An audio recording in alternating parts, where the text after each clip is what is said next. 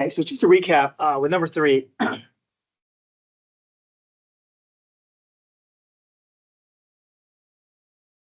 we know that we can accumulate a rate over a period of time and actually change our units to be from a rate to a value to some, from a rate to a tangible value, cubic yards here. And part B, we talked about how if I want to find the total amount of anything, we want to kind of keep track of all of our moving parts. So the idea is that if I have some initial amount to begin with, and then I add what's been the amount that's been added, and I subtract what's been removed, then I know what's left in that container, or in this case, sand on the beach. Okay. So in this case, 2,500 is our initial amount.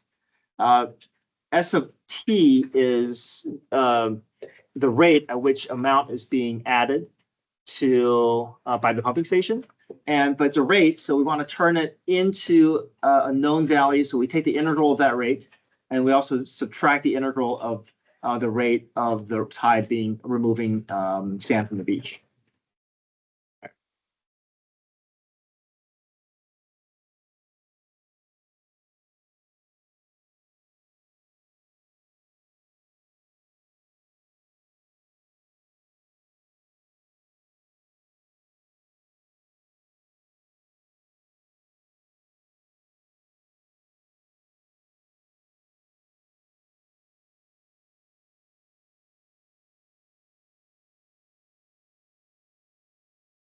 Okay, and then part C, we're able to find the derivative, y prime. So you derivative each of the terms, and then you're left with s of t minus r of t, so y prime of 4. We just plug 4 into s and r directly, because these are already at a level of the rate that we want, unit that we want, which is cubic yards per hour.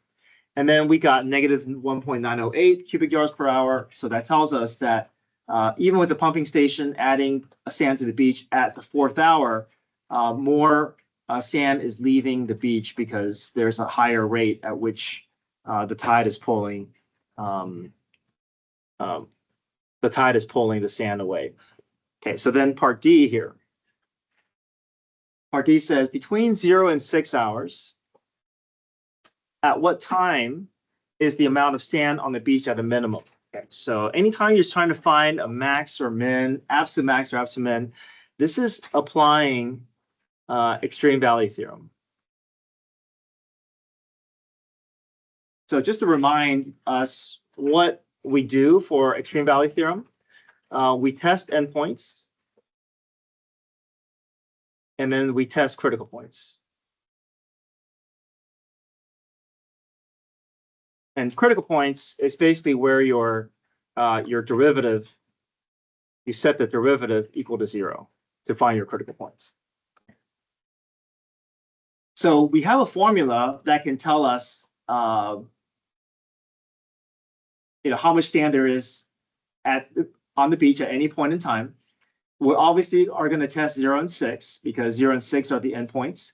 But then to find the critical point, we just have to set y prime equal to 0, okay, or the derivative equal to 0.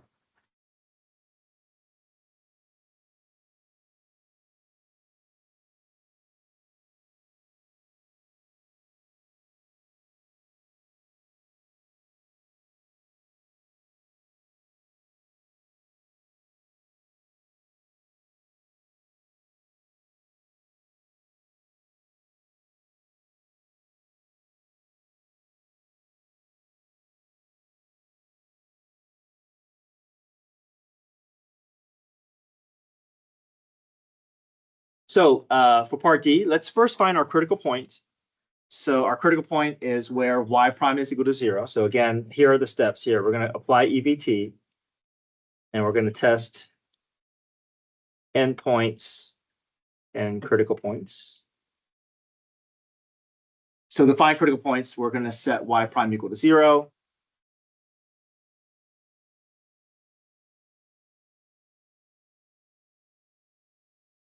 So y prime equal to 0 means where s of t minus r of t is equal to 0.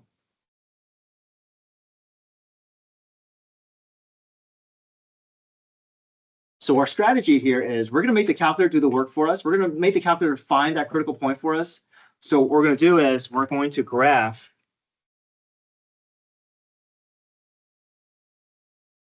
this curve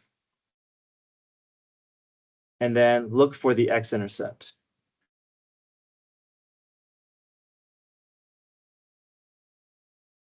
Okay, so in your calculator, let's have y1 and y2 hold our r of t and s of t.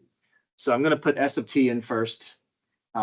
S of t is 15t over 1 plus 3t, but I'm going to use x's.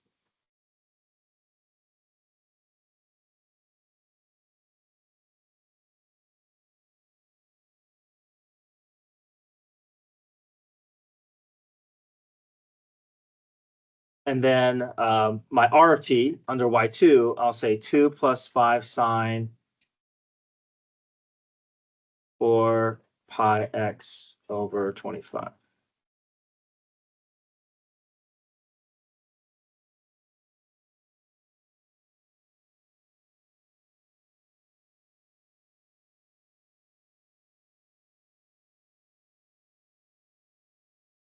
Rather than typing all this again and again, I'm going to just have s of t minus r of t stored under y3.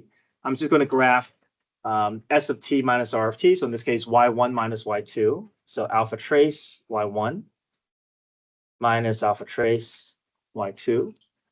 And I don't want to have to look at both these graphs. I don't want to see all these three graphs.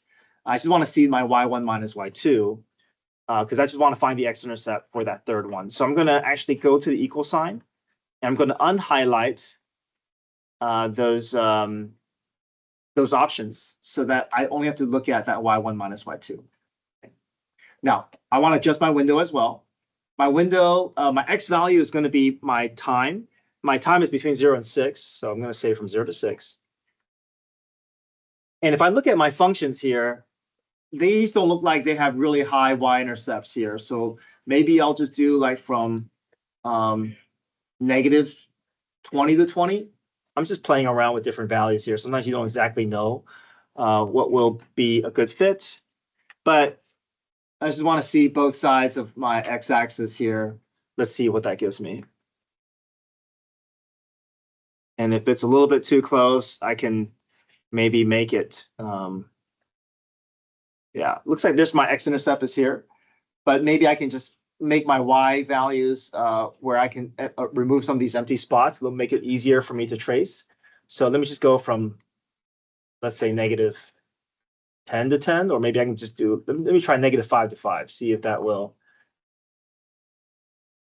Again, there's no real right answer here. You're just kind of getting comfortable with your settings so that you can just adjust your window to show what you want to see. So that feels a little bit easier to trace. So I'm looking for this x-intercept. This is going to be my critical point. Looks like it's going to be around 5 point something. So alpha trace 0. Okay, pick a point to the left of my x-intercept. So I'm just going to pick a point somewhere before I get to my x-axis. Hit enter, and then I'll scroll to the other side of my x-intercept. Hit enter again. That should zero in on a value grid 5.118. So that's my critical point. So extreme value theorem says if I want to find my absolute minimum or my max or min, I only have to test my critical point. In this case, my x-intercept 5.118, and then the other one is 0 and 6, right? Because 0 and 6 are my endpoints, and then they all will get inserted into my y of t equation, because y of t equation will tell me how much sand there is at the beach at 0 hours, at 5.118 hours, and at 6 hours. And then after all that is plugged in, then I'll compare the three values to see which one will produce the smallest value. Okay. So we'll start with the easy one here, y of 0. Y of 0 should be easy because if I plug 0, well, I know that's my initial, right? And also from 0 to 0, these will wipe out. So I know that y of 0 is just going to be 2,500. Next up, y of 5.118. So that's going to be 2,500 plus the integral from 0 to 5.118 of my s of x minus the integral from 0 to 5.118 r of x dx. So this formula will tell me how much sand has the pumping station added to the beach in the 5 hours time span, and this will tell me how much sand the tide is going to remove in the 5 hour period.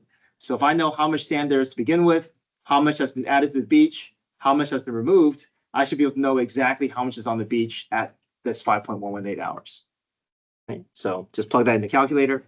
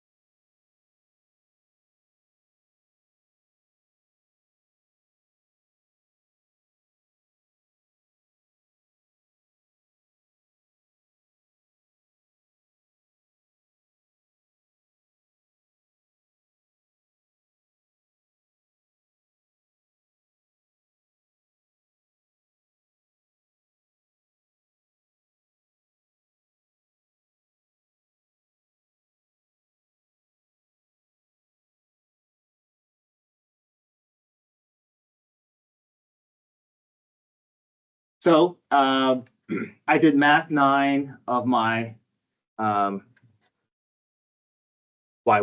and I did math 9 of my r2, and I added that 2,500. I got 2,492. And then I also want to figure out how much sand there is at the 6th hour. So 2,500 plus the integral from 0 to 6 minus the integral from 0 to 6. And I got 2,493. So then these are my candidates. I'm trying to find the absolute minimum, and the absolute minimum is going to be at that 2,492 here. Right.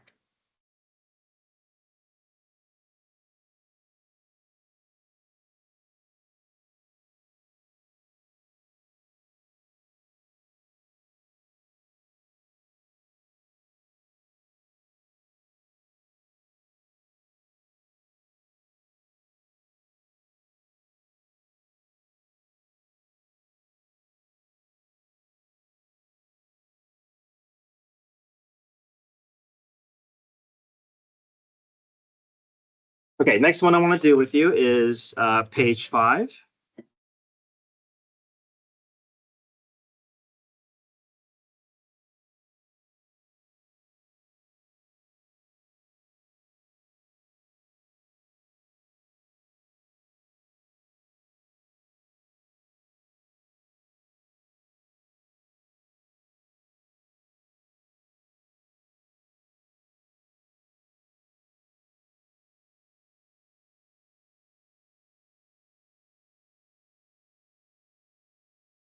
Okay, there's a couple of moving parts here, so let me see if I can kind of spell out what's happening.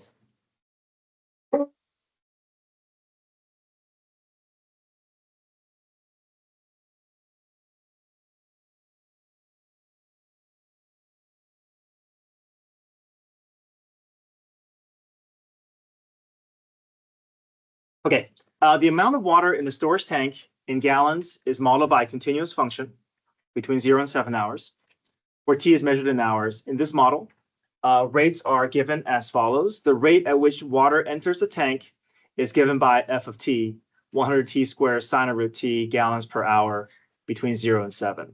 So this is f of t. F of t is this curve here. So you can see that more and more water is getting let in, right, at a higher and higher rate. So imagine, taking a water faucet and you just keep on increasing it and the 1,000, 2,000, 2,500. So more and more water is coming out at a higher and higher rate. Okay, so that's the rate at which the water is entering the tank. At the same time, at the bottom of the tank, water is being let out. So water is being let out at a constant rate of 250 gallons per hour. That's given by this line here. And then all of a sudden, it's going to jump to 2,000 gallons per hour. So they're going to increase the rate at which water is exiting out at up to 2,000. Okay. The graphs of F and G intersect at 1.6 and 5.0. So that's nice. They're giving us these important intersections that we're going to be using. So this is going to occur at t equals 1.617 and 5.076. Okay. And then at time t equals 0, the water in the tank is 5,000 gallons. So there's 5,000 gallons to begin with, but then water's coming in and water's being let out. So we're trying to figure out what's happening to the water level. When is it rising? When's it falling? Okay. So before we get into all this, I would like to just kind of have some visual gauge as to what's happening with the tank, just in terms of, can we imagine when is the water rising and when is it falling? Okay. So I want us to look at this graph here. So here you have water coming in. Water is coming in at a rate of maybe like between 0 and less than 250. So it looks like it's maybe 50, then 100, then 150. But the rate at which water is leaving is 250. So during this time period, what's happening to the water level? Is the water level going to be rising or falling up till this 1.617? Is water being let out at a higher rate, or is water coming in at a higher rate? Let out. So therefore, water level is what? Falling, right? So I'm going to use red to indicate that that initially the water level is falling, okay? But then after 1.617 hours, this curve is going to overtake this 250 gallons per hour. So water's still being let out, but then this curve is higher. So therefore, what's happening with the water level in this period? It'll start to do what? Increase, right? More water is coming in than what's being let out. So the overall result is that the water level is going to start rising. I'm going to use green to indicate the water level rising. Okay. And then, but then all of a sudden, they're going to increase the rate at which water is leaving the tank up to 2,000 gallons per hour. So now this is going to go back to what? Water level is going to, the rate at which water level is increasing, but then the water level is letting out at a much higher rate. So therefore here, what's going to happen? Water level is going to do what? Start to decrease again. Okay, so I'm going to use red again. Oh, sorry, I should be using that on this here.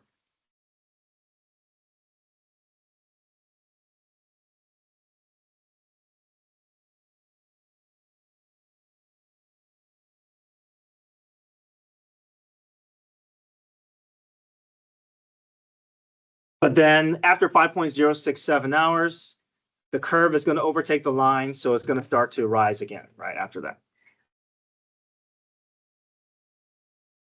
So water is being let out all the time. Water is being entering the tank, but depending on which has a higher rate, it's going to keep changing between rising and falling. So it's going to fall, rise, fall, and rise. Okay. Okay. So just want to give us a visual connection with this graph in terms of imagining what's happening with the water level. Okay. Part A. How many gallons of water enter the tank during the time interval from 0 to 7? So it's only asking for amount of water entering. So we only care about F of t, but F of t is gallons per hour. So how do we get from gallons per hour up to gallons? Just take the what? Antiderivative. Yeah, the antiderivative this calculus feature will allow us to change this gallons per hour back up to gallons. Okay, so we'll say the integral from 0 to 7 of f of t dt. We can make our calculator do the work for us here. 100 t squared sine root t. Use x's in your calculator. So do math 9, or you can, if you want to have this held under y1, you can, and then do math 9 integral of 100x squared sine root x comma x, and then from 0 to 7.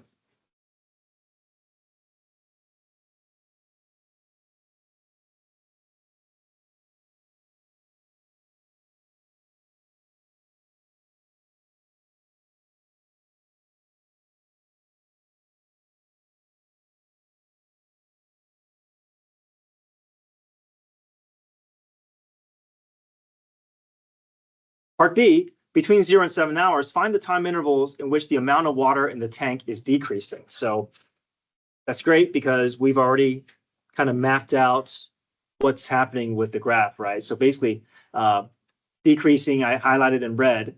So we know from 0 to 1.617, our water level is decreasing, and also from 3 to 5.076.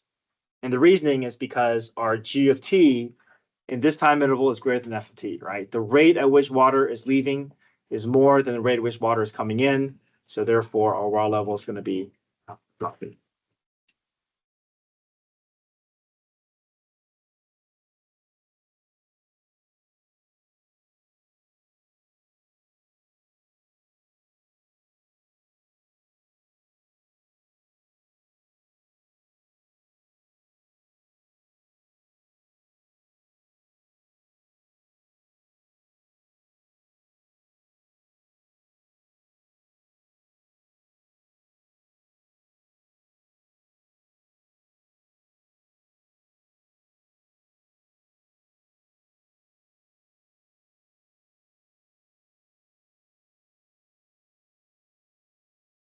Part C, between 0 and 7, at what time is the amount of water tank the greatest?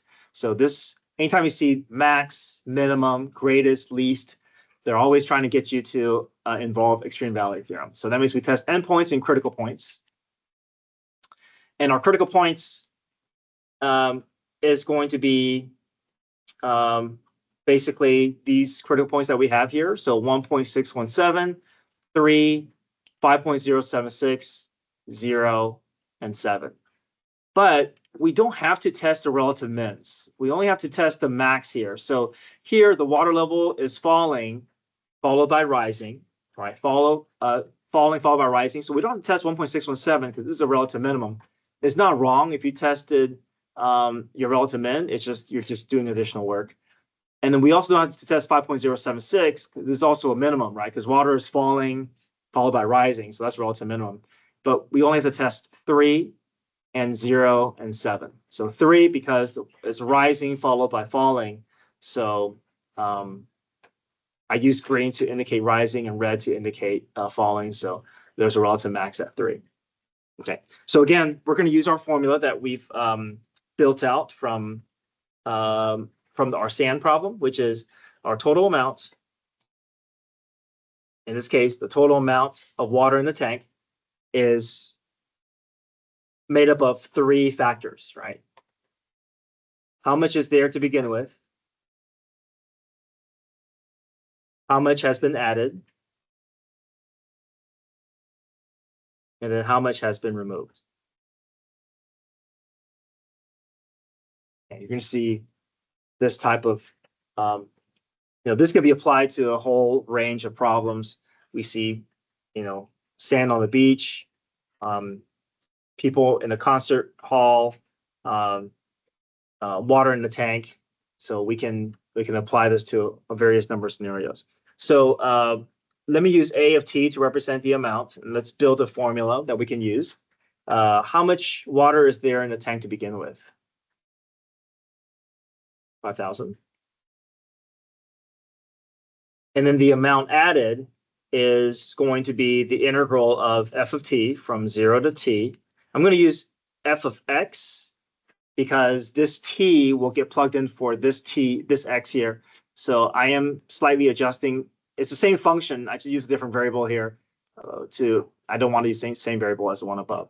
And then minus the amount removed, that's going to be the integral of g of x from 0 to t.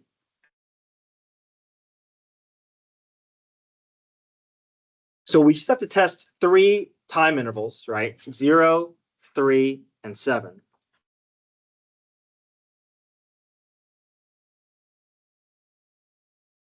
Right, we already discussed that 1.6 and 5.0 are relative mins, so they don't have to be involved here. So let's start with the easy one here. A of 0. A of 0 is just going to be 5,000.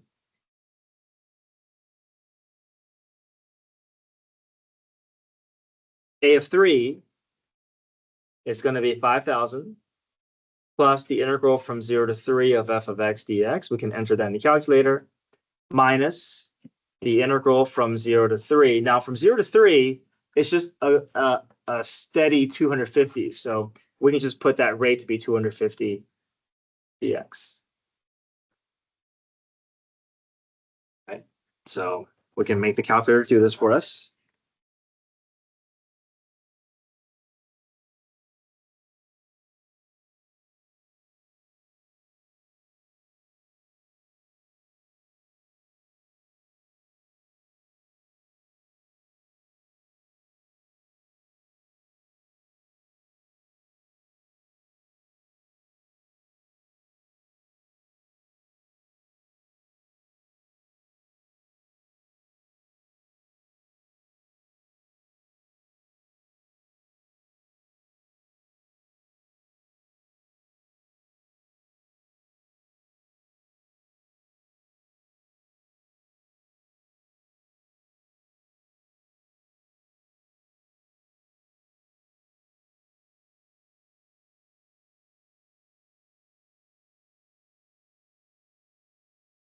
Okay.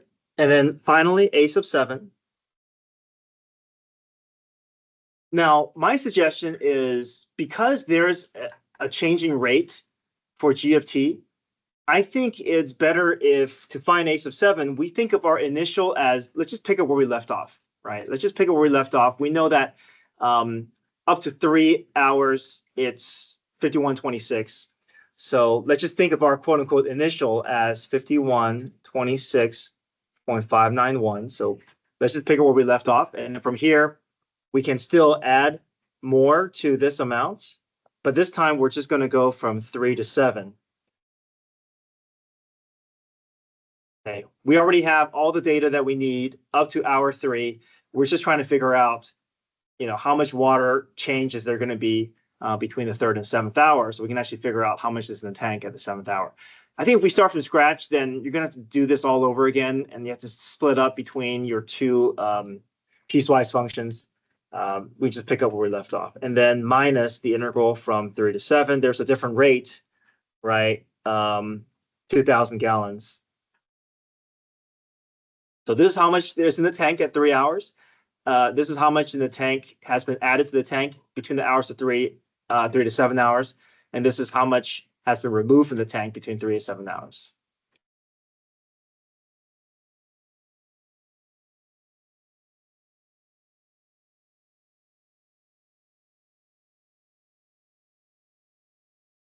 So we have our 3 candidates, 5,000, 5126, 4513. We're trying to find the max. So the maximum is going to be 5126.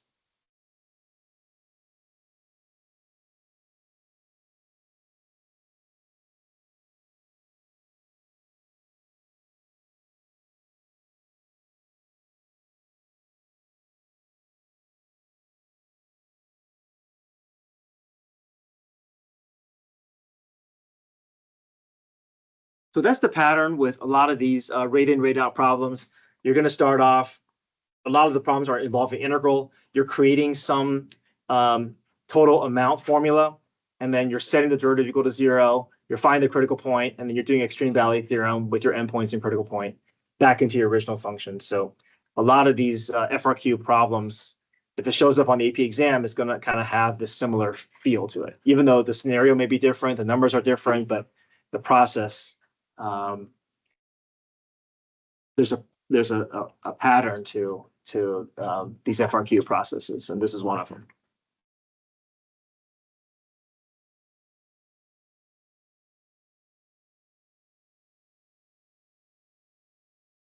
Okay, so your homework is pages 4 through 6.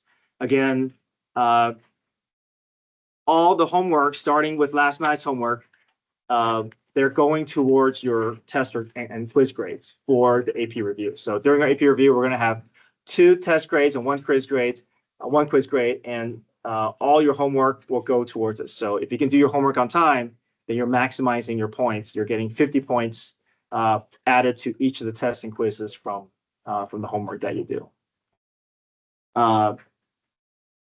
Now, there's tomorrow we're going to do quiz review for our area volume. Our area volume quiz will be on Thursday. You guys picked up a formula sheet, so I want us to practice with this formula sheet here. On one side is the key, and the other side is a blank version. So let me just go through each of these, and then I'm going to have you guys practice. I'm going to include the blank version on the back of your quiz in case it helps you kind of organize, all the formulas that you need to know. So I will include a blank practice sheet on the back of your quiz. Okay, so let me just kind of run through these, and then maybe after 5 minutes, you guys can try, and we can kind of work towards working towards memorizing all these, or working towards knowing all these formulas. So first is area. So area is either top minus bottom or right minus left. There's no squared. It's just top graph minus bottom graph or right minus left. Yeah, we always want to try top minus bottom first. But if the equations are given in terms of x, then we want to do right minus left. If we do right minus left, then everything that we build is in terms of y, even our bounds. But if we do top minus bottom, our expression is in terms of x, and our bounds is in terms of x. But then you should be looking at a function. So a function will always look like y equals on the left side. This method is where you're rotating about an axis, but that dotted line is right up against the flat surface of your shaded region. That means there's no gap, there's no hole. It's just pi big radius squared. And if it's r of x, that means you go from, if it's top minus bottom, then everything's in terms of x. Your expression in terms of x, your radius in terms of x, and your bounds are also in terms of x. That means you want to go from left to right. You want to pick the furthest left and furthest right x value. But if you have a vertical axis, that means your radius is horizontal. Remember, your radius and your axis will always meet at a t. And if your radius is horizontal, then r of y is your radius in terms of y, and then your bounds is also in terms of y. Washer method is where the dotted line is not up against a flat surface. So if it's either a complete gap with the shaded region, or it's touching the shaded region, but it's touching the region at a point where there's a curve, and it's not flush against that shaded region, then we do washer method. So we have to basically go through and subtract out that small radius. So big R squared minus little r squared, and then right minus left, same thing, big R squared minus little r squared, but then in terms of y. Cross section, this is where you're going to put the area of whatever formula you're doing inside your integral, right? We know this is the easiest step here. Once you build the base in your area, you're just putting the integral around that area. Okay. But if everything's in terms of x, then your bounds is in terms of x. If your expression is in terms of y, then everything's in terms of y. Now, the area for your cross section, everything is going to be some version of base squared, except for rectangle. Rectangle is base times height. A square is base squared. Right triangle with leg on a base is 1/2 base squared. Hypotenuse on the base is 1/4 base squared. Equilateral triangle is √3/4 base squared. And then semicircle is pi over 8. Okay, so spend a few minutes looking at this, and then I'm going to have you guys flip over to the blank page and see how much you can do filling in all the formulas.